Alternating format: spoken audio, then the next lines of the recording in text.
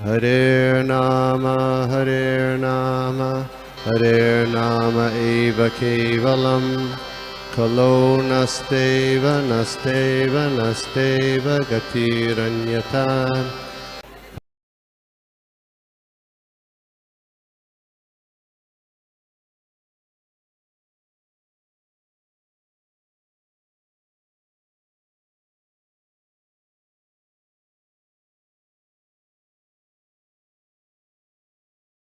ओम नमो भगवते वासुदेवाय। ओम नमो भगवते वासुदेवाय। ओम नमो भगवते वासुदेवाय। नारायणं नमस्कृत्यं नरं चैव नरोत्तमं देवीं सरस्वतीं व्यासं ततो जयमुदीरयेत्। नष्टप्रायेषु भद्रेषु नित्यं भागवत सेवया भगवती उत्तमश्लोके भक्तिर्भवति नैष्ठिकी। नमो विष्णुपादाय कृष्णप्रेष्ठाय भूतले श्रीमते भक्तिवेदांत स्वामिनिति नामिने। नमस्ते सारस्वते देवी गौरवाणी प्रचारिणे निर्विशेष शून्यवादी पाश्चात्य देशतारिणे। जय श्री कृष्ण चैतन्य प्रभु नित्यानंद श्री अद्वैत गदाधर श्रीवासादि गौर भक्त वृंद। हरे कृष्णा कृष्ण कृष्णा हरे हरे, हरे राम राम राम हरे हरे। हरे कृष्णा कृष्ण कृष्णा हरे हरे, हरे राम राम राम हरे हरे। हरे कृष्णा कृष्ण कृष्णा हरे हरे, हरे राम राम राम हरे हरे। हरे कृष्ण महामंत्र की जय। श्रील प्रभुपाद की जय। गुरु महाराज की जय। सभी एकत्रित भक्त वृंद की जय। हरे कृष्णा। हम देख रहे हैं तीसरे स्कंद का चौथा अध्याय, और आज हम लोग दो श्लोक कवर करने वाले हैं। श्लोक क्रमांक 21 और 20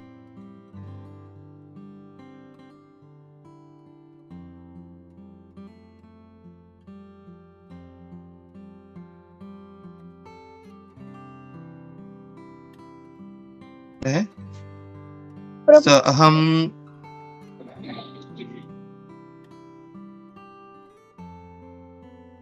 बीच में आवाज चला गया था सरोदे। अभी आ रहे प्रभु। हरे कृष्ण प्रभु। हाँ अभी आ रहा है या प्रभु जी अचानक से म्यूट हो जाता है आपका, आप बोलते हो अचानक से म्यूट हो जाता है। ओके माता जी। हरे कृष्ण। तो श्लोक इस प्रकार है। अहम तद्दर्शन अल्हाद वियोग अतिर्युता प्रभो गमिष्य दैतम तस्या प्रदर्शयाम पद्यार्षाम मंडलम।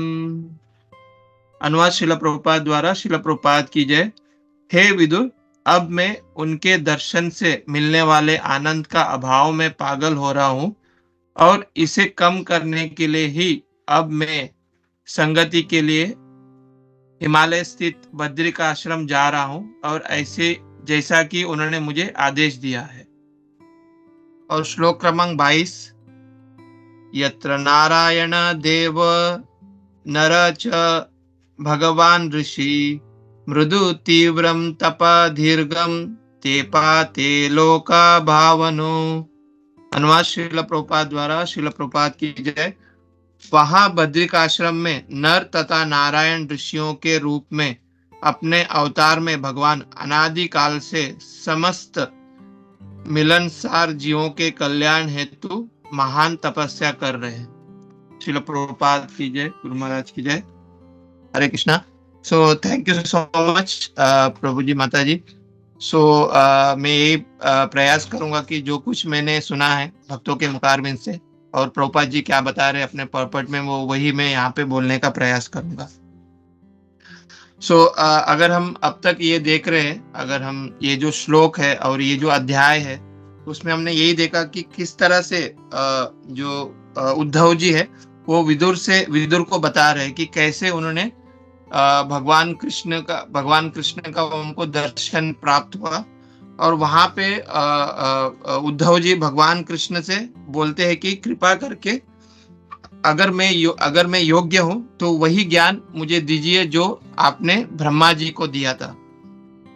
फिर उद्धव जी विदुर को ये बता रहे कि जब उद्धव जी ने जब ये आग्रह किया भगवान कृष्ण से, तो भगवान कृष्ण बहुत भगवान कृष्ण बहुत प्रसन्न हुए और फिर जो ज्ञान उन्होंने ब्रह्मा जी को दिया था चतुर्श्लोकी भागवत के रूप में, तो वही ज्ञान उन्होंने उद्धव जी को दिया, और बट उन्होंने वो बहुत विस्तार से उन्होंने दिया उद्धव जी को।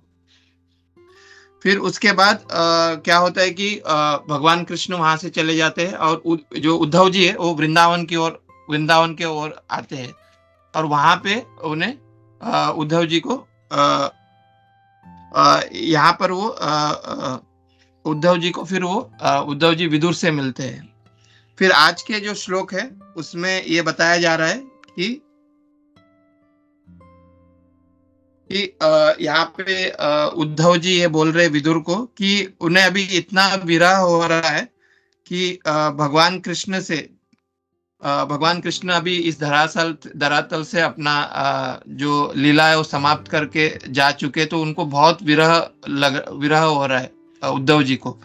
इसलिए वो अभी जो भगवान कृष्ण ने उन्हें आज्ञा दिया था कि आप जो आज्ञा, वो भगवान कृष्ण के आज्ञा का पालन करते हुए वो अभी हिमालय की ओर वो जानना चाहते हैं। और यहाँ पे बोल रहे कि यही आज्ञा उन्होंने भगवान कृष्ण ने उद्धव जी का दिया था कि जब मेरी लीला समाप्त होगी तो आप बद्रिकाश्रम मतलब हिमालय को और बद्रिकाश्रम में जाइए करके भगवान कृष्ण ने उनको बोला था। तो यहाँ पे एक वर्ड आ रहा है इस श्लोक में, क्या लिखते हैं कि आरती युता मतलब अफेक्टेड बाय डिस्ट्रेस। अगर हम इंग्लिश में देखेंगे, हिंदी में अगर पढ़ते हैं आरती युता मतलब दुख से पीड़ित। तो जो उद्धव जी है वो भगवान कृष्ण से बहुत प्रेम करते थे, और अभी भगवान कृष्ण का जो उन्हें दर्शन है वो प्राप्त नहीं हो रहा है। तो उस विरह में वो क्या हो रहा है, वो क्या बोल रहे हैं कि उनका जो पूरा लाइफ है वो मतलब शून्य जैसा हो गया। तो अगर हम इसे जो शिष्टाष्टकम है उसमें चैतन्य महाप्रभु यही बोलते हैं, जो भक्त का जो लक्षण है, युगायितम निमेषेण चक्षुषा पार्वशायितम शून्यायितम जगत सर्वम गोविंद विरहण में। तो वहां पे चैतन्य महाप्रभु अपने शिष्टाष्टकम में भी यही बोलते हैं कि युगायितम निमेषेण मतलब जो भक्त रहते हैं, जो शुद्ध भक्त होते हैं, वो हमेशा मतलब जरा भी उनको भगवान का दर्शन या भगवान से विरह उन्हें बहुत मतलब युगायितम निमेषेण मतलब ऐसे लाखों मतलब साल इसको उनको ऐसा लगता है कि अगर भगवान का एक पल का भी दर्शन नहीं होता है। युगायितम निमेषेण चक्षुषा पार्वशायितम मतलब जो शुद्ध भक्त रहते हैं वो हमेशा उनके चक्षु से अश्रु की धारा बहती रहती है, मतलब भगवान के विरह में, भगवान के प्रेम में। चक्षुषा प्रावशायितम शून्यायितम जगत सर्वम गोविंद विरहण में मतलब भगवान गोविंद के विरह में उनको पूरा जो जगत है वो शून्य जैसा लगता है, मतलब वो मतलब पूरी तरह से वो भगवान के विरह में रहते हैं। तो वही यहाँ पे इस जो चैतन्य जो शिष्टाष्टकम का उसका ही यहाँ पे वो प्रकट हो रहा है कि कैसे मतलब जो उद्धव जी है वो विरह में अभी ये हो रहा है, वो विरह उनको उत्पन्न हो रहा है, विरह वो महसूस कर रहे हैं। तो प्रभुपाद जी यहाँ पे एक वर्ड लिखते हैं कि Uddhav was mad for Krishna मतलब भगवान कृष्ण के लिए वो मतलब पागल हो गए उद्धव जी। तो हमेशा प्रभुपाद जी एक उदाहरण देते हैं एक कथा के द्वारा कि एक स्पीकर रहता है, मतलब जो वक्ता जो रहता है, तो एक बार वो मतलब पब्लिक में वो भागवतम वो सुनाता रहता है। तो उस भागवतम में वो जो वक्ता है वो भगवान कृष्ण के बारे में बताते हैं कि भगवान कृष्ण जो वृंदावन में है वो उनके मतलब वो इतने सुंदर लगते हैं, उनके जो गले में ऐसे मतलब कौस्तुभ मणियां हैं, बहुत सारे उनके मतलब ये सब उनके गले में है, मणियां हैं, फिर हीरे मोती, ये सब भगवान का वो रूप के बारे में वो बताते रहते हैं वो वक्ता। तो उसी जो वो जो पब्लिक प्लेस में उस बीच में एक चोर भी वहां पे उपस्थित हुआ है। तो वह जब वो वक्ता को सुनता है कि मतलब ये जो लड़का है भगवान कृष्ण, उसके मतलब गले में इतना सब सोने चांदी कौस्तुभ मणि जैसे हीरे सब है, तो वो चोर ये सोचता है कि मैं वृंदावन में जाके उस लड़के को ढूंढूं। उसको ढूंढ के और मैं उससे वो सब जो हीरे मोती है वो मैं उससे मैं ले लूं, और इससे मैं क्या होऊंगा कि बहुत अमीर बन जाऊंगा। तो ये प्रभुपाद जी हमेशा ही उदाहरण देते हैं। तो फिर वो जो चोर है वो फिर वृंदावन की ओर जाता है, और वृंदावन उसका एक ही लक्ष्य रहता है कि ना उसमें वो लड़के को ढूंढना है बस। मैं वृंदावन में जाके वो लड़के को ढूंढ के और उनसे वो मणिया वगैरह, मतलब वो जो हीरे मोती वगैरह लेना है मुझे करके। फिर वो वृंदावन भी जाता है, बट उनका जो लक्ष्य है वो भगवान कृष्ण की ओर रहता है। मतलब मुझे सिर्फ वो लड़का, उस लड़के को मिलना है। तो वो इतने पागल हो जाता है वो चोर कि मुझे कैसे भी इस लड़के को ढूंढ के और वो सब मुझे उनसे वो लेना है। फिर आखिर में वो वृंदावन में वो भगवान कृष्ण से भगवान कृष्ण का उनको दर्शन होता है, और भगवान कृष्ण से वो मांगते हैं कि ना मुझे ये आपके जो गले में हीरे मोती है वो मुझे दे दो। तो भगवान कृष्ण वहां पे बताते हैं कि नहीं, अगर मैं आपको ये दे दूंगा तो मेरी मैया मुझे चिल्लाएगी। फिर भी वो भगवान कृष्ण उनको वो दे देते। तो ये जो एग्जाम्पल है, इससे मतलब ये बोलने का यही तात्पर्य है कि मतलब वो जो चोर है उसका लक्ष्य सिर्फ एक ही था कि मुझे भगवान कृष्ण को ढूंढना है। मतलब इतनी तरह वो, मतलब पूरी तरह से वो पागल हो जाता है उसके भगवान कृष्ण के प्रति। तो यहाँ पे प्रभुपाद जी भी वही बोलते हैं कि Uddhav was mad for Krishna. तो कि मतलब कृष्ण के लिए वो पागल थे। तो यहाँ पे ये जो भाव है उत्पन्न करना कि हमारे लाइफ का सफलता क्या है, कि पिछले श्लोक में प्रभुपाद ये बता रहे कि मतलब जो सेपरेशन है भगवान के प्रति, जो सेपरेशन है वो ही हमारा जीवन का उद्देश्य होना चाहिए। इवन चैतन्य महाप्रभु भी हमें यही सिखाते हैं कि हमारा जीवन का उद्देश्य क्या होना चाहिए, कि भगवान के प्रति हमारा जो प्रेम है वो है हमेशा हमें, मतलब हमारा जो जीवन का उद्देश्य है कि भगवान के प्रति हमारा प्रेम उत्पन्न होना चाहिए, उनके प्रति हमें पागल होना चाहिए। वही प्रभुपाद जी यहाँ पे अपने तात्पर्य में बताते हैं। फिर आगे प्रभुपाद जी ये बता रहे हैं कि इस दुनिया में मतलब हम अलग अलग चीजों के प्रति पागल रहते हैं। जैसे कि कोई धन के पीछे रहता है, कोई अपने परिवार के पीछे रहता है, कोई अपने नाम के पीछे रहता है कि मुझे मेरा इतना ग्लोरिफिकेशन या नाम होना चाहिए। पर एक्चुअल में प्रभुपाद जी यहाँ पे ये बता रहे हैं कि हमारा एक्चुअल में जीवन का लक्ष्य क्या होना चाहिए, कि हम कृष्ण के पीछे पागल होना चाहिए। जैसे उद्धव जी है, उद्धव जी कैसे मतलब भगवान कृष्ण के विरह में थे और भगवान कृष्ण के पीछे थे। तो वही प्रभुपाद जी यहाँ पे सिखाते हैं। फिर प्रभुपाद जी अपने पर्पट में ये बोलते हैं कि उद्धव जैसे जो महान भक्त है वो बहुत शुद्ध भक्त थे। तो ऐसे जो शुद्ध भक्त है उनके अंदर दो भाव रहते हैं। तो एक है संभोगा और दूसरा है विप्रलंबा। संभोगा मतलब एक साथ रहना, और विप्रलंबा मतलब भगवान से दूर होना, मतलब सेपरेशन। तो यहाँ पे प्रभुपाद जी ये बताते हैं कि जो शुद्ध भक्त रहता है वो हमेशा निरंतर भगवान के सानिध्य में रहते हैं। जैसे कि जो उद्धव जी है, जब उन्होंने भगवान का दर्शन किया तो भगवान ने उनको क्या कहा कि आप अभी बद्रिकाश्रम में जाइए करके बोलते हैं। भगवान कृष्ण उनको आदेश देते हैं।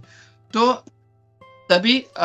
तभी वो जो रस है, विप्रलंबा का रस जो है वो उनको प्राप्त होता है। मतलब भगवान से वो सेपरेशन हो रहे उद्धव जी। तो यहाँ पे बताया जा रहा है, प्रभुपाद जी हमको ये बताते हैं कि भगवान के विरह में रहते हुए भी उद्धव जी क्या करते हैं, भगवान का आज्ञा का पालन करते हैं। तो जो संभोग जो वर्ड है, संभोगा मतलब भगवान के साथ रहना। तो जब हम भगवान की आज्ञा का पालन करते हैं तो इसका मतलब भी है कि जो एक्चुअल मीनिंग ऑफ संभोगा का मतलब भी है कि हमें हमेशा भगवान का आज्ञा का पालन करना है, ताकि हम भगवान के सानिध्य में रहें।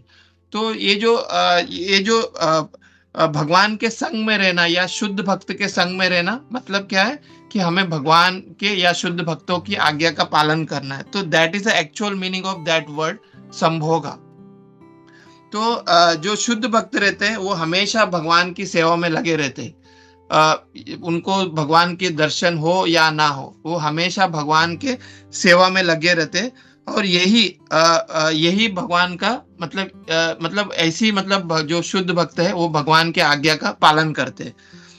फिर प्रभुपाद जी एक और महत्वपूर्ण यहाँ पे प्रभुपाद जी हमको समझाते हैं कि जो शुद्ध भक्त रहते हैं वो भगवान की इच्छा अनुसार ही अपना लाइफ को जीते। उनका एक ही ये रहता है कि भगवान का जो इच्छा है उसको ही वो पालन करते हैं। तो हमारी भी लाइफ में अलग अलग प्रायोरिटी है। हमें मतलब अलग अलग हम जो भौतिक चीजें उसके ऊपर हम ज्यादातर प्रायोरिटी हम उसके ऊपर लगाते हैं। बट जो शुद्ध भक्त रहते हैं उनका मुख्य चीज क्या है कि भगवान कृष्ण की या गुरु की सेवा करना। तो वही प्रभुपाद जी हमें यहाँ पे समझाते हैं। जैसे कि हमने पहले भी देखा था कि देयर आर 2 टाइप्स ऑफ सेवा, एक है वपु सेवा और वाणी सेवा। वपु सेवा मतलब हम भगवान के साथ या गुरु के साथ हम जो फिजिकली जो सेवा करते हैं दैट इज कॉल्ड वपु सेवा। और वाणी सेवा मतलब जो भगवान की जो आज्ञा है या गुरु की जो आज्ञा है उसका पालन करना, वो क्या है, वाणी सेवा है। तो यहाँ पे प्रभुपाद जी वही बता रहे हैं कि जो शुद्ध भक्त रहते हैं वो हमेशा उनका जो मुख्य जो उनका जो मुख्य चीज क्या है, भगवान की सेवा करना या भगवान की शुद्ध भक्त की आज्ञा का पालन करना, वही उनका जीवन का लक्ष्य है। वो प्रभुपाद जी यहाँ पे बता रहे हैं। फिर प्रभुपाद जी आगे ये बताते हैं कि यहाँ पर भगवान की और भगवान का आदेश दोनों भी अभिन्न है। मतलब भगवान का दर्शन और भगवान का जो आदेश है ये दोनों अभिन्न है, मतलब उसमें कोई भेद नहीं है। तो अगर हम सबके लिए जो भगवान का आदेश क्या है, भगवत गीता या भागवतम, तो हम जब भगवत गीता और भागवतम का जो ज्ञान है उसको हम जब अपने जीवन में उतारते हैं तो वही भगवान की आज्ञा है और वही भगवान का हमें दर्शन है। तो वो प्रभुपाद जी यहाँ पे समझा रहे। फिर प्रभुपाद जी यहाँ पे ये भी बता रहे कि तो उसी तरह से जो उद्धव जी जो है वो भगवान के विरह में भी है और भगवान की आज्ञा का पालन करके भगवान के जो दूसरा जो रस है जो संभोगा, वो उसमें भी भगवान उद्धव जी उसमें भी रहते हैं, बिकॉज वो भगवान का आज्ञा का पालन कर रहे हैं। उसके वजह से वो दोनों रस का वहां पे आस्वादन कर रहे हैं, एक तो संभोगा और एक विप्रलंबा। तो जैसे कि हम देखते कि जब भगवान वृंदावन छोड़ के मथुरा आते और वो कभी वृंदावन वापस नहीं गए, तो जो वृंदावन वासी है, जो व्रजवासी है, वो हमेशा भगवान के विरह में थे, पर वो भगवान के आज्ञा का पालन करते थे, तो उसके वजह से वो भगवान के सानिध्य में थे। तो इन द 21st जो पर्पट में प्रभुपाद जी यही हमको समझाते हैं कि कृष्ण के सानिध्य में अगर हमको हमेशा रहना है, बिकॉज हम जैसे मैं अपनी बात कर रहा हूँ कि जो बद्ध जीव है उनको भगवान कृष्ण का साक्षात्कार तो इस कलयुग में नहीं हो पाएगा, पर हम अगर भगवान कृष्ण की आज्ञा का पालन करेंगे तो हम हमेशा भगवान के सानिध्य में रह पाएंगे। तो वही प्रभुपाद जी हमको यहाँ पे समझाते हैं कि हमेशा हमें भगवान कृष्ण का जो आज्ञा है उसको हमको पालन करना होगा, जैसे उद्धव जी कर रहे। Already although he is in Vrindavan, Uddhav ji है वो वृंदावन में थे, पर भगवान कृष्ण ने उनको क्या कहा था कि आप जब मेरी लीला समाप्त होगी तो आप बद्रिका आश्रम की ओर जाइए। तो वही आदेश को पालन करते हुए वो अभी विदुर जी को बोल रहे कि मुझे आज्ञा दीजिए कि मैं अभी भगवान की आज्ञा उसको पालन करूं और मैं बद्रिका आश्रम हिमालय की ओर जाऊं करके उद्धव जी विदुर जी को बता रहे हैं।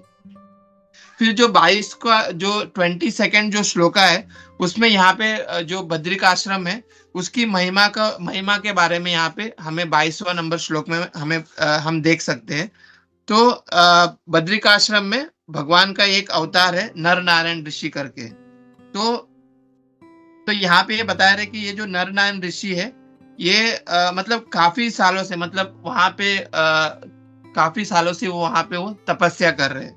तो ये यहाँ पे वर्णन आता है कि ये जो नर नारायण ऋषि मतलब वहां पे जो तपस्या कर रहे हैं कि एक बार नारद मुनि भगवान वैकुंठ में भगवान को बोलते हैं कि आप इतने सारे लीला करते हैं तो आप ऐसा एक लीला करिए मतलब आप खुद तपस्या करिए, और जिससे वो जो उदाहरण है मतलब लोगों को समझ में आए कि हमें तपस्या करना कितना जरूरी है। तो आज भी नरनारायण ऋषि जो है वहां पे तपस्या कर रहे हैं बद्रिकाश्रम में।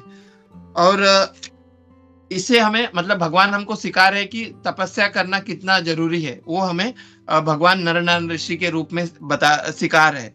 तो यहाँ पे जो श्लोक है उसमें ये बताया जा रहा है कि ते पाते लोक भावन हो, मतलब कि भगवान जो है वो इस धरातल पर आते हैं दूसरों के कल्याण के लिए। तो वो यहाँ पे बता रहे कि जब भी भगवान यहाँ पे अवतार लेते हैं तो वो दूसरों के कल्याण के लिए अवतार लेते हैं। तो भगवान जो है अपना धाम छोड़ के यहाँ पे आते हैं, तो ताकि हमारा कल्याण हो, ये जो जीव जो है उसका कल्याण करने के लिए भगवान यहाँ पे आते हैं। तो प्रभुपाद जी यहाँ पे बता रहे हैं अपने तात्पर्य में कि ये जो हिंदू समाज है या जो सनातन धर्म है उसको पालन करते हुए आज के समय में भी ये जो बद्रिकाश्रम है ये बहुत महत्वपूर्ण तीर्थ स्थल है। तो यहाँ पे जैसे कि आज ये जो वार्तालाप हो रही है उद्धव जी और विदुर जी की, तो ये करीबन 5000 साल पहले से, मतलब 5000 साल के पहले ये इसका वार्तालाप हो रहा है। तो प्रभुपाद जी यहाँ पे बोलते हैं कि लोग आज भी बद्रिकाश्रम में जाते हैं, ऑल्दो वहाँ का जो टेम्परेचर है वो माइनस डिग्री है, फिर भी लोग वहाँ पे भगवान नरनारायण का ऋषि के दर्शन के लिए जाते हैं। तो प्रभुपाद जी ये हमें ये बताते हैं कि ये जो बद्रिकाश्रम है बहुत प्राचीन है। अगर हम देखें ये जो वार्तालाप जो हो रहा है उद्धव जी और विदुर जी के बीच में, तो वो 5000 साल पहले हो रहा है। तो हम उस समय बोल रहे हैं कि ये बहुत प्राचीन है, उद्धव जी वहां पे बता रहे। तो हम ये जान सकते हैं कि कितने पुराने हैं ये जो बद्रिकाश्रम है, कितने सालों से वहां पर है। तो हम इससे अनुमान लगा सकते हैं। फिर ये जो बद्रिकाश्रम में अगर हम देखते हैं तो ये जो बद्रिकाश्रम में जो नरनारायण ऋषि की जो विग्रह है वो शालिग्राम रूप में है। और वहां पे ये विदुर जी का भी वहां पे बता रहे कि उद्धव जी का भी वहां पे एक विग्रह है। जो उद्धव जी जो वृंदावन से अभी बद्रिकाश्रम जाते हैं तो वहां पे उद्धव जी का भी वहां पे एक विग्रह भी वहां पे है बद्रिकाश्रम में। और फिर प्रभुपाद जी ये बता रहे हैं अपने तात्पर्य में कि ये जो बद्रिकाश्रम है इतने पुराने हैं कि हम इससे सनातन धर्म का भी हम ये देख सकते हैं कि ये जो सनातन धर्म है ये अभी नहीं हुआ है, मतलब ये हालांकि बहुत प्राचीन है, मतलब इट्स इटर्नल सनातन धर्म। तो अभी कोई इसको उत्पन्न नहीं किए सनातन धर्म को, मतलब ये इटर्नल है, इससे हम अनुमान लगा सकते हैं बद्रिकाश्रम से। फिर यहाँ पे प्रभुपाद जी एक और भी ये उदाहरण दे रहे कि आजकल जो मतलब साधारण व्यक्ति बद्रिकाश्रम में हार्डली जा सकते हैं, क्योंकि वहां पे जो वहां की जो मतलब अगर हम क्लाइमेट देखेंगे वहां पे गर्मियों में भी मतलब ठंडी का हम महसूस कर सकते हैं, वहां पे गर्मी में भी ठंड है वहां पे। तो मतलब साधारण व्यक्ति को ऐसे तीर्थ स्थल में जाना बहुत कठिन है, जैसे बद्रिकाश्रम हो गए, यहाँ पे जाना बहुत कठिन है, वो प्रभुपाद जी हमको यहाँ पे समझाते हैं। तो उसी तरह से प्रभुपाद जी अपने तात्पर्य में बोल रहे हैं कि ये जो 4 धाम है क्या क्या है, बद्रिकाश्रम, रामेश्वरम, जगन्नाथपुरी और द्वारका, तो इसका भी वर्णन प्रभुपाद जी अपने तात्पर्य में करते हैं कि ये जितने भी तीर्थ स्थल है यहाँ पे मतलब जो भक्त है मतलब आज के समय में भी भक्त लोग वहां पे जाते हैं, ऐसे तीर्थ स्थल में जाके भगवान का दर्शन करते हैं, ये चारों धाम का। और हमने लास्ट मतलब एक 2-3 साल पहले एक हमने बद्रिकाश्रम, केदारनाथ, यहाँ पे हम लोग का एक ट्रिप गया था दुबई से। तो हम लोग ने वहाँ पे मतलब बहुत, अगर हम इवन ऐसे जगह पे जाते हैं तो बहुत ठंड है वहाँ पे, मतलब इट्स वेरी डिफिकल्ट टू, अगर हम एक टाइम भी वहाँ पे रुकते हैं तो वहां पे रुक नहीं सकते, इतना ठंड है वहां पे। तो प्रभुपाद जी वही समझाते कि नॉर्मल जो व्यक्ति है उनको मतलब वहां पे जाना बहुत मुश्किल है, फिर भी लोग आज के समय में भी तपस्या करने के लिए वहां पे जाते हैं और ऐसे तीर्थ स्थल में भगवान का भगवान का आश्रय लेते हैं और भगवान का दर्शन करते हैं। और ये मतलब ये जो तीर्थ स्थल में जाना, ये मतलब अभी की बात नहीं। अगर हम देखेंगे, उद्धव जी भी उस समय ऐसे तीर्थ स्थल में जाके भगवान का दर्शन कर रहे हैं। तो वही प्रभुपाद जी यहाँ पे समझाते हैं कि ये कोई मतलब कोई नया चीज नहीं है, ये मतलब काफी सालों से ये चलता आ रहा है। उद्धव जी भी उस समय भी जाके मतलब ऐसे ऐसे तीर्थ स्थल में जाके भगवान का दर्शन किए। तो अभी उद्धव जी वही विदुर जी की आज्ञा का मतलब विदुर जी के आज्ञा लेते हैं कि उन्हें मतलब जो भगवान ने उनको जो आज्ञा दिया हुआ है कि उनको बद्रिक आश्रम में जाना है, तो वही उनसे विदुर जी यहाँ पे बता रहे हैं।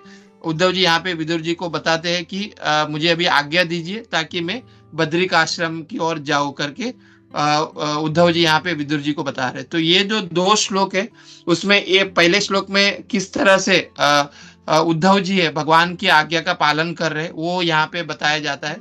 और दूसरे श्लोक में ये जो बद्रिक आश्रम है, उसका वर्णन यहाँ पे हो रहा है। तो वही प्रभुपाद जी अपने तात्पर्य में यहाँ पे समझाते हैं। तो यहीं पे मैं अपनी वाणी को विराम देता हूँ।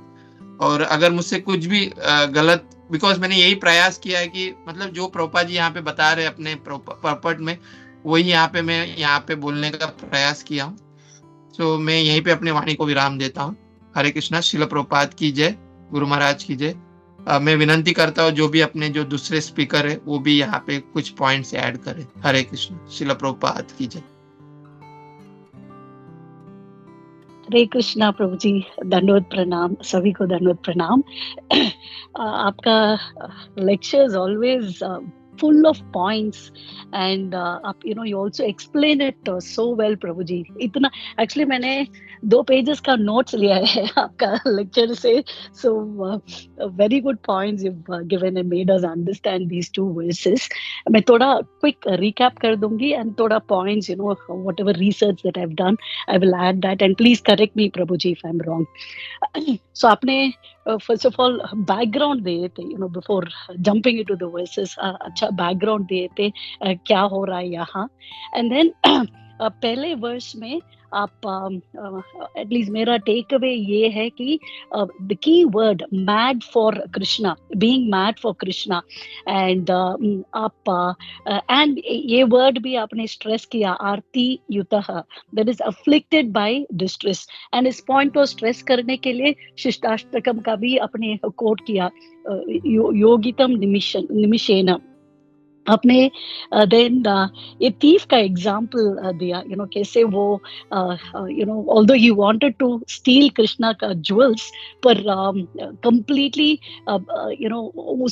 he was thinking only about that and became mad for Krishna. That's the attitude हमें रखना चाहिए। अनफॉर्चुनेटली मटेरियल वर्ल्ड में हम सब वी गो बिहाइंड भौतिक चीजें सेंस ग्रेटिफिकेशन के लिए, पर हमें लेसन उद्धव जैसा भगवान का आज्ञा को पालन करके we have to be mad for Krishna. आपने ये 2 संस्कृत वर्ड्स भी एक्सप्लेन किया, संभोगा एंड विप्रलंबा। संभोगा माने भगवान के एसोसिएशन में रहना है और उसका ऑर्डर्स फॉलो करना है। विप्रलंबा वो सेपरेशन में, जैसे उद्धव का फीलिंग यहाँ था वो सेपरेशन में, बट वो ये पहला पॉइंट भी फुलफिल किया क्योंकि वो भगवान का ऑर्डर्स को फॉलो कर रहा था। एंड ए प्योर डिवोटी ऐसा ही करना चाहिए, एंड यही हमारा लेसन है। ये दोनों को भी हम पालन कर सकते हैं। एंड 3.4.22 में आपने बताया जैसे भगवान का आज्ञा को पालन करने के लिए उद्धव जी बद्रिकाश्रम के ओर जा रहे हैं, एंड बद्रिकाश्रम का अच्छा वर्णन भी आप दिए थे। ये सब मेरे लिए न्यू पॉइंट्स है। वहाँ भगवान का विग्रह है शालिग्राम फॉर्म में, एंड नारद मुनि ने नर नारायण का ही वाज द रीजन, क्योंकि वहाँ यहाँ भगवान आके जैसे तपस्या करना है उसका एग्जाम्पल लिविंग एग्जाम्पल आके हमें दिया है।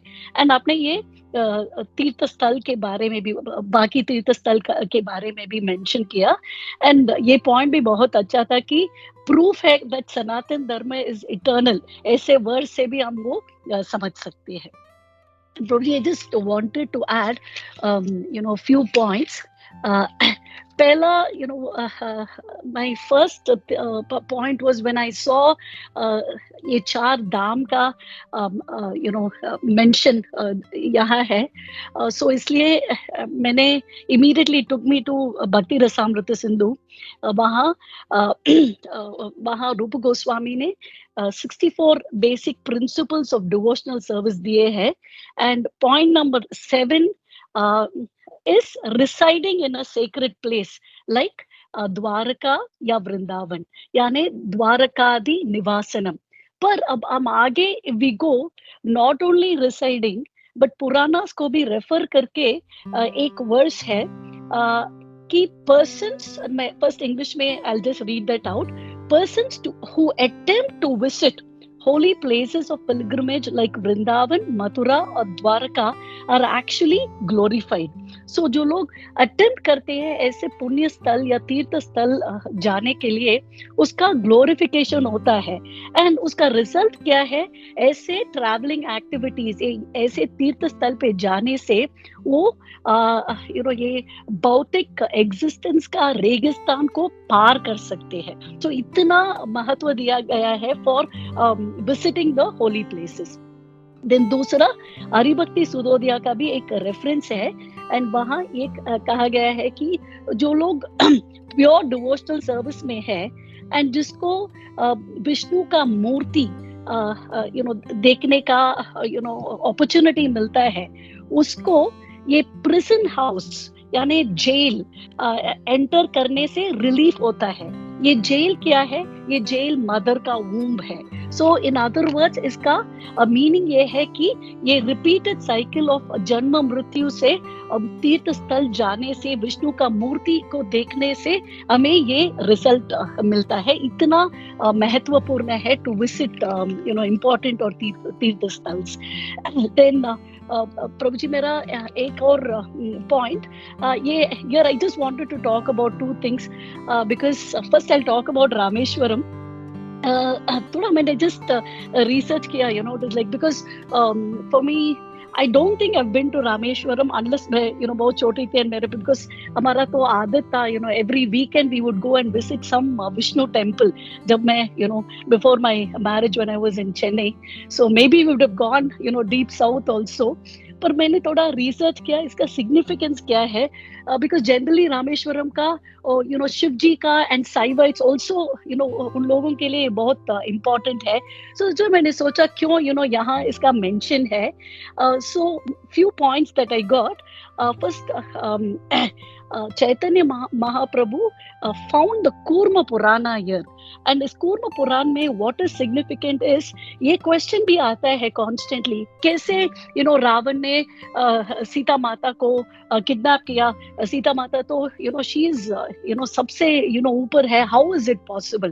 देन यहाँ एक रेफरेंस है कि रावण ने इल्यूजरी सीता को किडनैप किया, पर real Sita was safely hidden by Agni.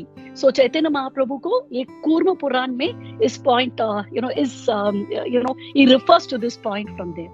And दूसरा रामेश्वरम का सिग्निफिकेंस में जब आई डिड माय रिसर्च, दो रेफरेंसेस है। एक तो शाइवाइट वर्जन है एंड दूसरा तो वैष्णवाइट वर्जन है, विच इज मध्वाचार्य के बुक से मिला है। सो द कॉमन वर्जन ये है कि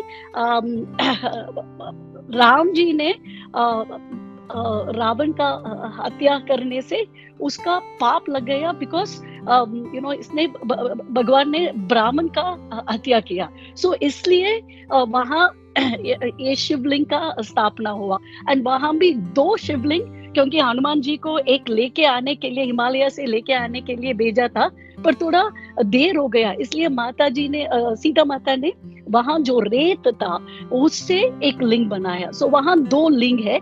ये ये राम जी का पाप मिटाने के लिए ये दिस शिवलिंग वाज एस्टैब्लिश। ये साईवाइट का वर्जन है, पर मैंने थोड़ा और रिसर्च करने से मध्वाचार्य जो हमारे संप्रदाय गौड़ीय मध्व गौड़ीय संप्रदाय में, वो मध्वाचार्य ने इसका बुक महाभारत तात्पर्य निर्णय, उसमें ये लिखा है कि शिव जी ने ब्रह्म हत्या की क्योंकि वो ब्रह्मा का सर को काट दिया। सो उसका पाप मिटाने के लिए वो विष्णु भगवान के पास गए एंड विष्णु ने कहा कि राम अवतार में मैं ये पाप मिटा दूंगी। सो इसलिए राम जी ने ये शिवलिंग को इंस्टॉल किया। यही वो द्वैत फिलोसफी या द्वैत पॉइंट है। And one more point, Prabhuji. What I did was, I was just looking at one of the videos, and Prabhuji, he was giving a very good explanation. Gopal Krishna Prabhuji, वो दाम के बारे में. So पहले यहाँ जो 4 दाम का दिव्य दाम का रेफरेंस है वो वैकुंठ से आया है।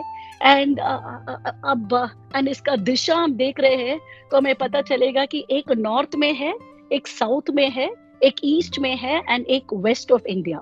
दूसरा पॉइंट वो कह रहे थे कि ये दिव्य धाम है, सो इसलिए प्रलय से भी ये अफेक्ट नहीं होगा। एंड दूसरा आपने जो बताया कि ये बहुत पुराना है, लाइक उद्धव जी के टाइम से भी उद्धव जी का ये वार्तालाप वहाँ हो रहा है, इससे पहले से भी ये है, बिकॉज उस समय से भी it's saying it's very ancient. And then एक और पॉइंट आपने बताया कि ये बहुत बर्फ आता है यहाँ। सो ये प्रभु जी बता रहे थे कि लिटरली ये 6 months जीवा के लिए जो जीव लोग होते हैं ना, हमारे लिए ह्यूमन बीइंग्स के लिए वर्शिप करने के लिए खुला रहता है, एंड बाकी 6 months डेमीगॉड्स वहाँ आके वर्शिप करते हैं। एंड इसका बहुत अच्छा डिस्क्रिप्शन भी है कि एक साइड में नर माउंटेन है एंड दूसरा नारायण माउंटेन है एंड बीच में अलकनंदा जाती है। एंड ये नर माउंटेन के आगे हम जा रहे हैं तो व्यास गुहा है, वेर व्यासदेव ने ये सब स्क्रिप्चर्स लिखे थे। And why is it so difficult to reach? यहाँ हमारा टीचिंग ये पॉइंट भी आपने बताया, तपस्या। सो वहाँ ये तीर्थ स्थल जाने में भी इज इक्वलेंट टू ऑस्टेरिटी और पेनेंस और तपस्या। एंड ह्यूमन लाइफ का गोल क्या है? तपस्या, to establish a relationship with the Lord. So यहाँ I'll just quote one verse of Bhagavad Gita 18.5. ये जो तपस्या के बारे में very good description. यज्ञ दान तप कर्म न त्यागम कार्यम एव तत् यज्ञो दानम तपश्चैव पावनानि मनुष्यानाम. So acts of sacrifice, charity and penance कभी भी नहीं छोड़ना चाहिए। अगर वो एलिवेटेड सोल भी है उसको भी ये सब करना चाहिए। एंड यहाँ ऐसे दाम जाना एक्चुअली एक फॉर्म ऑफ तपस्या है। एंड आपने बहुत अच्छी तरह डिस्क्राइब किया कि ये इतना आसान नहीं है वहाँ जाने में।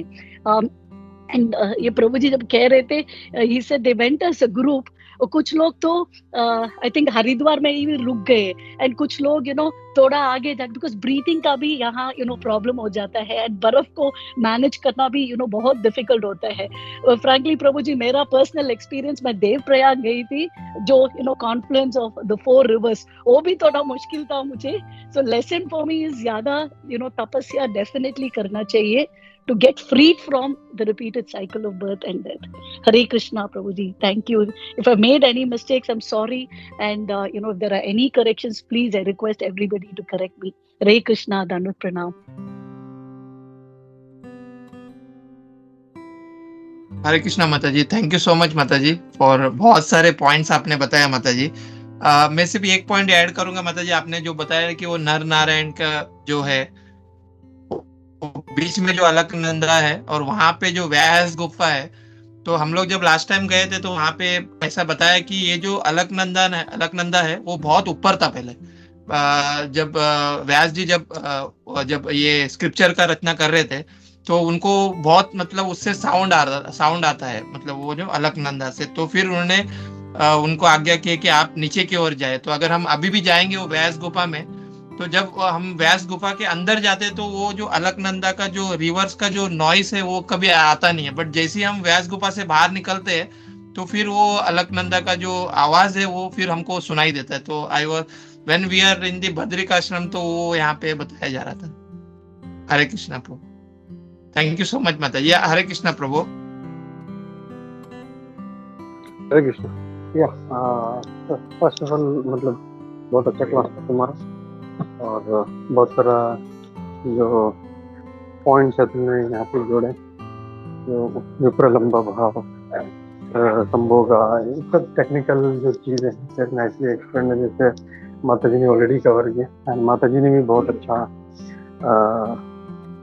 जो पॉइंट्स था उनका समराइज किया, प्लस उन्होंने जो एडिशनल जो पॉइंट्स था उनका वो भी उन्होंने यहाँ पे प्रस्तुत किया। यहाँ पे जस्ट अबाउट रामेश्वरम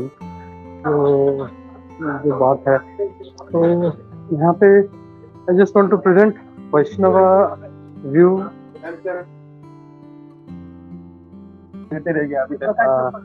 ये सब नॉर्मली, मतलब मैं भी देख रहा था तो नॉर्मली सब जगह पे ये दो वर्जन है। एक कि भगवान रामचंद्र ने रावण को मारा था, वो ब्राह्मण था, तो उस पाप से मुक्त होने के लिए भगवान ने वो शिवलिंग का स्थापना किया था और भगवान शिव जी का उपासना किया था। और दूसरा वर्जन ये है कि भगवान वो क्रॉस करना चाहते थे, विच इज वैष्णव वर्जन, और वो जाने के पहले उन्होंने जो है उसका शिव जी का स्थापना किया था रामेश्वरम का। तो अगर हम लोग वैष्णव एंगल से देखें तो भगवान जो है वो कभी पाप नहीं कर सकते। अगर ये सोचे कि भगवान ने पाप किया इसके लिए शिव जी का स्थापना किया, तो डजंट स्टैंड फॉर वैष्णवस, क्योंकि for us he supreme personality of God, चाहे वो कृष्ण हो या राम हो, he can never be mistaken. नहीं तो फिर इसीलिए वो जब थियरी आता है कि भगवान ने बाली को मारा, उसका पाप लगा, उसका कर्म लगा, एंड अगेन कृष्ण भगवान आए और उनको फिर बाली जो था वो जरा के रूप में आके उन्होंने मारा, तो that doesn't stand for Vaishnav, कि ऐसा हो नहीं सकता। He is supreme personality of godhead and whatever he does is as per dharma and whatever he does is Dharma.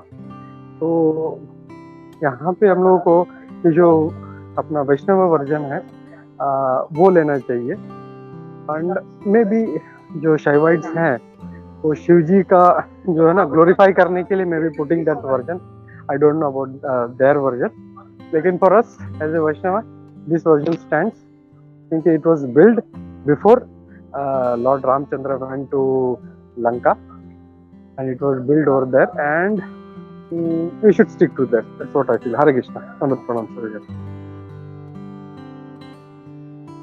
Yeah, thank you Prabhuji for adding this point, Prabhu. Hare Krishna, Prabhu. Yeah, Prabhu. प्रभु जी मेरा एक मतलब अभी मैं सिर्फ एक छोटा सा सवाल पूछना चाह रहा था प्रभु, I possible it will take at the end, कि मैंने ऐसा सुना है प्रभु कि एज अ इस्कॉन के जो डिवोटीज है, मतलब जो भी यहाँ पे बद्रिकाश्रम, गंगोत्री, यमुनोत्री, जैसे आज के श्लोक में मैं देखते हैं कि ये इट्स वेरी डिफिकल्ट कि वहां पे जाना, तो और बहुत लोग जो जाते हैं तो मतलब बहुत लोग रिटर्न नहीं आ पाते हैं, मतलब वो या तो वो अपना देह वहां पे छोड़ते हैं, बिकॉज गंगोत्री यमुनोत्री में हम जाते हैं तो इट्स वेरी डिफिकल्ट, कितने बड़े बड़े पहाड़ है वो गिरते रहते हैं।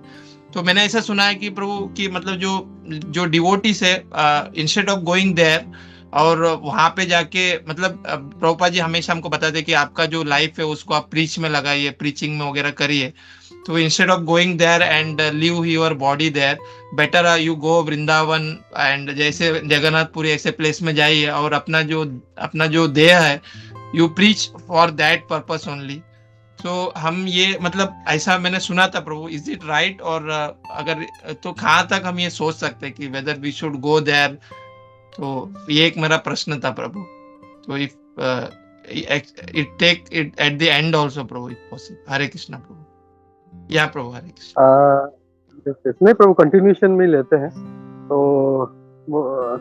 या मैंने भी यही सुना है कि जो चार धाम है ये लोग जाते हैं, नॉर्मली जो जाते हैं दे आर ऑल मोस्टली कर्मीस जिन्होंने बहुत पाप किया है, और वो ये सोचते हैं कि हमको अपना पाप धोना है और इसके लिए वो उन चार धाम में जाते हैं। और ये भी कहा जाता है कि वहाँ पे जो जाता है शायद वापस नहीं आएगा, इसके लिए एंड ऑफ द लाइफ, यानी जब आपको लगता है मरने वाले हैं तब जाना चाहिए। बट फॉर वैष्णव अगेन, जैसे प्रभुपाद जी कहते हैं हम लोग को वैसे करना चाहिए। हम लोगों के लिए फॉर अस ऐसा नहीं है कि दैट इज लेस इम्पोर्टेंट, ऐसा नहीं है कि बाकी सारे जो धाम है रामेश्वरम है या जितने भी हैं धाम है भगवान के, दैट इज लेस इम्पोर्टेंट, ऐसा नहीं है। बट फॉर अस जैसे हमारे जो पूर्वज आचार्य बता के गए हैं, we need to focus on that. वो बोलते हैं वृंदावन, मथुरा या जो ब्रज 84 जो ब्रज जो है उसमें हम लोगों को वास करना चाहिए। और प्रभुपाद जी का मतलब सिर्फ वास नहीं करना है, हम लोग को प्रभुपाद जी इंसिस्ट ऑन कि हम लोग को वहाँ पे जाके प्रचार भी करना है। तो जो एक कर्मी है वो जिंदगी भर पाप करता है तो वो सोचता है कि मैं पाप से कैसे बचूं, लेकिन वैष्णव इज ऑलरेडी सिनलेस, उसका कभी ऐसा होता नहीं है। या मतलब अनजाने में कुछ होता होगा बट पर्पसली वो कभी ऐसा करता नहीं है। एंड उसका फोकस लाइफ में एक ही रहता है कि मैं कैसे भगवान की सेवा करूं। तो इवन दो हम लोग एज ए वैष्णव हम लोग भी सारे धाम में जाते हैं, बट फॉर अस जैसे मधुसूदन प्रभु जी बोलते हैं ना कि हम लोग भी जाते हैं, वी पे आवर ओबेसेंसेस, लेकिन for us topmost is Vrindavan धाम। और वहाँ पे जाके हम लोग अपना उस धाम में रहने का लाभ उठाते हैं, उसका बेनिफिट लेते हैं, प्लस हम लोग प्रचार भी करते हैं। हरे कृष्णा। या प्रभु, थैंक यू सो मच प्रभु। हरे कृष्णा प्रभु।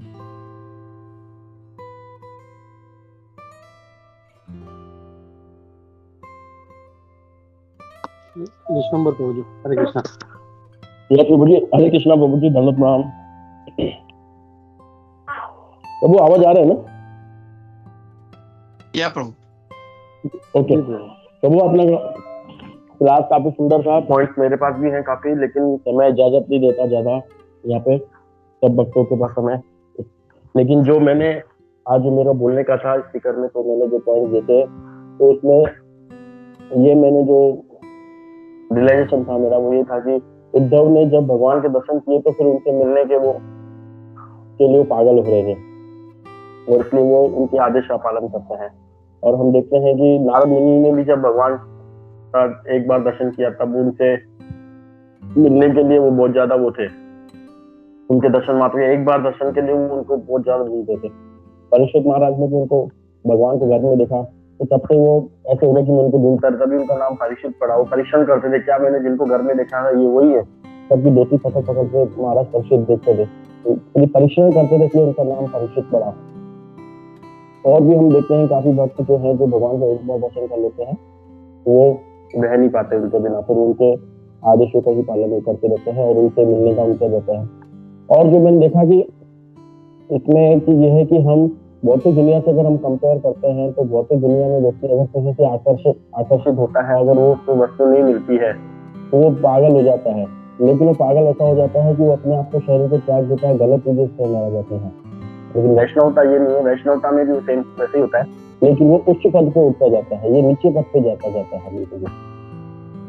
और एक पॉइंट ये भी था इसमें कि हम देखते हैं कि जैसे जो वैष्णव भी होता है ना, वो भी एक दूसरे के बिना, भगवान के बिना नहीं, लेकिन जो गुरु होते हैं या जो वैष्णव पद पे होते हैं वो भी एक दूसरे के बिना नहीं रह पाते हैं। तो हम देखते हैं कि एक भजन आता है जय अनिलो प्रेमदाना, वहाँ पे हम देखते हैं कि वो सब जिन्होंने भजन गाया है वो एक दूसरे को ढूंढते रहते हैं, ये कहाँ गए, स्वरूप कहाँ गए मेरे, रूप गोस्वामी कहाँ गए, चैतन्य महाप्रभु मेरे कहाँ गए, मैं अपने आप को प्रविष्ट कर जाऊं या अपने माथे को छोड़ दूं, लेकिन मुझे इन भक्तों का दर्शन नहीं हो पा रहा है। और हम तो क्या गृहस्थ में रहते हैं तो हम थोड़ा बहुत संग करते हैं तो इतना हमारे अंदर वो मैं मेरी बात कर रहा हूँ, इतना आनंद हमारे अंदर आता नहीं है। लेकिन जो भक्त लोग शिलाप्रभुपाद जी के साथ जो रहे होंगे या जो आज भी जो गुरुओं के साथ जो भक्त रह रहे होंगे उनके अंदर ये लक्षण जरूर प्रकट होते हैं, वो एक सेकंड भी उनके बिना नहीं रह पाते होंगे। पॉइंट्स हैं काफी, लेकिन अभी समय इतना इजाजत नहीं देता न मुझे न आपको, मैं यही बस ये बोलूंगा। काफी सुंदर प्रभु आपने क्लास दिया। हरे कृष्ण प्रभु, थैंक यू। हरे कृष्ण प्रभु। हरे कृष्णा प्रभु, थैंक यू सो मच प्रभु, एडिंग द पॉइंट्स प्रभु। हरे कृष्णा। हरे कृष्णा माता जी, हरे कृष्णा। हरे कृष्णा प्रभु जी, बहुत सुंदर क्लास था। और आज बद्रिकाश्रम, रामेश्वरम, फिर जगन्नाथपुरी, अलरनाथ, सबके दर्शन हो गए। सब याद आ रहा था कि कैसे है वहाँ पर। बहुत सुंदर सबने, रागिनी ने, वैजयंती माता जी ने और अपने बहुत इतना अच्छा वर्णन किया कि ऐसे लग रहा था कि हम भी वहां पर दर्शन कर रहे हैं। और जैसे आपने कहा कि व्यासदेव जी के गुफा के वहाँ अलकनंदा बह रही थी, तो वैसे ही प्रथम स्कंद में जब नारद मुनि आते हैं और व्यासदेव जी लिखने के लिए, भागवतम लिखने के लिए प्रारंभ करते हैं, तो उस वक्त सरस्वती नदी का आचमन करते हैं जो उनकी कुटिया के बाहर थी। तो उस वक्त सरस्वती नदी भी वहां पर बहती थी, लेकिन वो बहुत शोर करने की वजह से जब व्यासदेव जी उन्हें बोलते हैं कि आप अपना आवाज शोर कम करो, तो वो नहीं करती है, तो व्यासदेव जी उन्हें शाप देते हैं और तब से वहां से वो लुप्त हो जाती है। और दूसरा एक पॉइंट ये था कि जैसे आज इन लोगों ने इतनी अच्छी तैयारी की सब लोगों ने, वैसे ही अगर सब स्पीकर लोग करके आएंगे तो बहुत अच्छा है। कभी कभार अचानक से किसी को कहीं जाना पड़ता है तो क्लास नहीं दे पाते हैं, तो ऐसे ही अगर तैयारी रहेगी तो बहुत टाइम तक चलेगा सबके पॉइंट्स होके। मुझे बहुत अच्छा लगा वैजयंती माता जी, रागिनी, और आपका क्लास तो हमेशा की तरह बहुत सुंदर था। बहुत बहुत धन्यवाद सभी को। Hare Krishna, thank you so much माता जी। और ऐसे आप लोग सब ऐसे कृपा करेंगे माता जी तो विल डेफिनेटली प्रोग्रेस इन भक्ति माता जी। हरे कृष्णा।